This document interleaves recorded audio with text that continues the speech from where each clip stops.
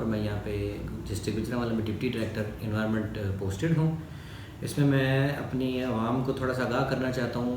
परसों जो वाक़या हुआ है 24 मई को, उसमें मेरी गुजारिश ये है कि मेरी टीम को डायरेक्शंस मिली थी डिप्टी कमिश्नर गुजरांवाला की तरफ से कि शहर के अंदर जो मिनी पेट्रोल पंप्स हैं, जो बेसिकली मिनी बम्स का किरदार अदा कर रहे हैं और उनकी वजह से आवाम हर लम्हा खतरात का शिकार रहती है, उनके ख़िलाफ़ ऑपरेशन करने के लिए कॉरपोरेशन के साथ। तो मेरी टीम ने ऑपरेशन दिन के 1:30 बजे तकरीबन स्टार्ट किया। उसमें उनको एक जगह पे मुज़ाहमत फ़ेस करना पड़ी। 8-10 प्राइवेट लोग आए जिन्होंने मशीनें कॉरपोरेशन स्टाफ से छीनने की कोशिश की। पुलिस को 15 पे कॉल करके मुत्तला किया गया। पुलिस आई, उन्होंने 3 लोगों को गिरफ़्तार किया और थाने ले गए। उन मुल्ज़िमान के ख़िलाफ़ इस्तग़ासा लिखने की गर्ज़ से जब एप्लीकेशन लिखने की गर्ज़ से जब मेरी टीम थाने में गई तो मुहर्रर के कमरे में SHO की मौजूदगी में चंद बासर अफराद, जिनमें कुछ वकला भी शामिल थे, उन्होंने मेरी टीम को पकड़ लिया और थाने के अंदर प्रीमिसेस के अंदर उन्हें बेईमाना तशद्दुद का निशाना बनाया। उसके बाद मेरे इंस्पेक्टर ने एप्लीकेशन दायर की। 2 एप्लीकेशन दायर करने का हमें कहा गया DSP ख्याली की तरफ से।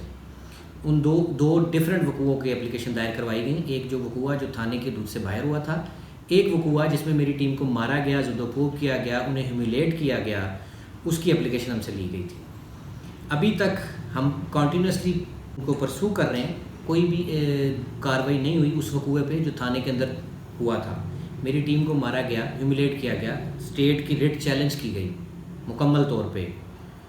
हम 2 दिन से मैं राब्ते की कोशिश कर रहा हूँ CPO साहब से, अभी तक हमें कोई फीडबैक नहीं मिला। SHO से हम बात करते हैं, DSP से हम बात करते हैं। हमारे साथ इक्विपमेंट की गई थी कि एप्लीकेशन दर्ज की जाएंगी क्योंकि थाने के अंदर वकूआ हुआ है। आफ्टर ऑल स्टेट नाम की कोई चीज़ होती है, हमें ये सारे दावे किए गए थे, लेकिन अभी तक कोई भी वो उस वकूए की FIR दर्ज नहीं की गई। और उसके बाद एक गलत तासुर दिया जा रहा है पुलिस की तरफ से कि हमारी कोई मसालत हुई है। इसमें मसालत की बात नहीं है, क्योंकि जो चीज़ चैलेंज हुई है वो स्टेट की रिट है।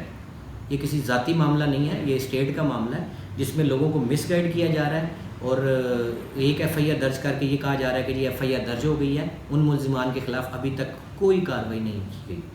मैंने इस सिलसिले में डिप्टी कमिश्नर साहब को भी बारहा आगाह किया है, CPO साहब को भी आगाह किया गया है, लेकिन हम लोग मजबूर हैं, हमें कोई रिस्पांस नहीं मिल रहा।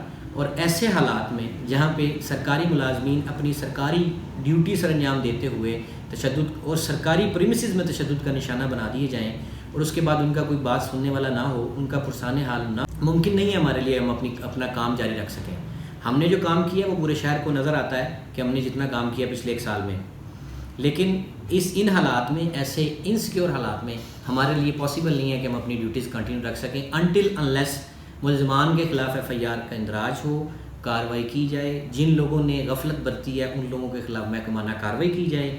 और तीसरी सबसे इम्पॉर्टेंट चीज़, हमें तहफ़्फ़ुज़ फराहम किया जाए। जब तक हमें तहफ़्फ़ुज़ महसूस नहीं होगा तब तक हम कार्रवाई करने काबिल नहीं रह सकते। मेरी टीम का मोराल डाउन है, शैटर्ड है उनका कॉन्फिडेंस, जस्ट बिकॉज के स्टेट की रिट कायम नहीं हो रही।